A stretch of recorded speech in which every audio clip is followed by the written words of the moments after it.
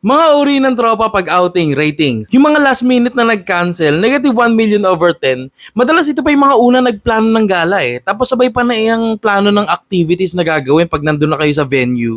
Tapos one day before ng alis, biglang nag-cancel kasi may emergency, nagkasakit si ganito ganyan. Nakakaasar yan kasi lalaki lalo yung ambagan nyo pag nababawasan ng sasama. Model or photographer 6 over 10, ito yung walang ginawa kundi mag-picture na mag-picture pagdating sa venue. Pero malaking tulong pa rin yung mga yan kasi ito yung mga masisipag mag-upload ng picture sa Facebook tsaka mag-tag. Mga singer 7 over 10, ito yung pagkarating pa lang nagsisisigaw na agad sa video okay. Tapos nagkakakanta ng Jopay. Ito din yung aalis na't lahat umahabol pa ng last song. Maraming dala 2 over 10. Ito yung overnight lang naman yung outing nyo pero pang isang linggo yung gamit na dala. Yung bagahe niya nag-occupy na ng space na uupuan ng isang tao ang kapal ng mukha Tagaluto 100 over 10. Ito maswerte kayo kung may tropa kayong masipag magluto or mag-ihaw. Sinakripisyo niya yung kanyang paglangoy, yung pagkikipag-banding, pagkanta sa video kaya para lang ipagluto kayo. Kaya saludo ako sa mga ganyan. Pero bago ang lahat, batiin muna natin ang ating mga tropa na drawing na naman ng mga outing. JB Banua, Freddy Bautista, John Lee Villablanca, Adrian Sablay, Ezekiel Castillo,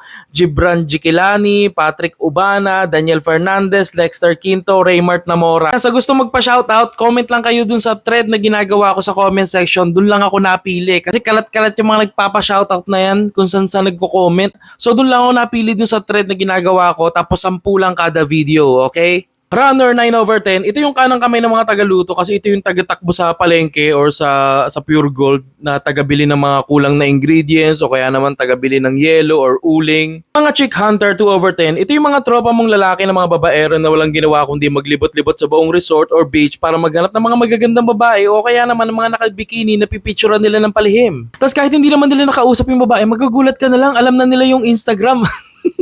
Ganyan kalulupit yung superpowers sa mga tropa mong ML player, negative 1 million over 10. Hindi nawawala tong mga ganitong buka ka ng ina. Yung nag-outing para lang makapag wifi sa kwarto at mag-ML. Walang yaya mga yan, nagyayaya pa ng mga kalaban yan Kaya ang dami nila, dumadami silang mga tropa mo na puro nag-ML lang sa kwarto. Tana wala ba kayong wifi sa bahay nyo ha? Imbis na nagbabanding tayo Mga nag-open forum 2 over 10, ito yung mga tropa nyong babae na lulublob sa pool tapos nandun lang sila sa sulok, sa isang sulok ng pool.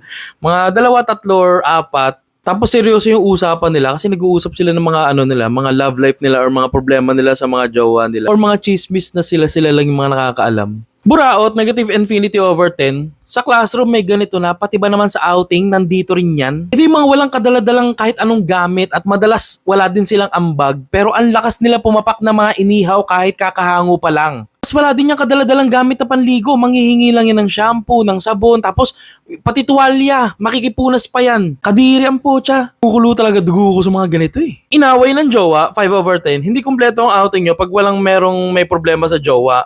Yung nagsasaya kayo, tapos pinipilit lang niyang maging masaya pero deep inside ramdam niya na malungkot siya kasi magkaaway sila ng jowa nila. Ano yung check niya sa phone niya kasi nagraratratan sila doon, nagsasagutan sila.